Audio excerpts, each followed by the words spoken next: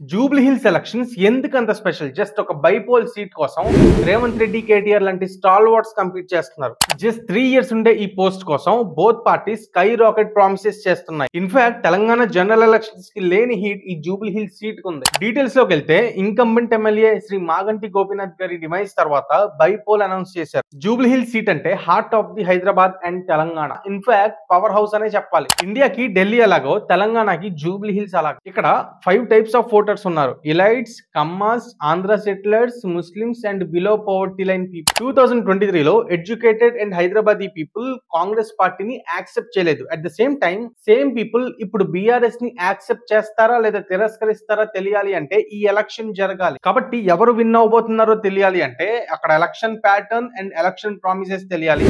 అవన్నీ ఎపిసోడ్ 2లో డిస్కస్ చేద్దాం. Until then stay tuned. Thank you.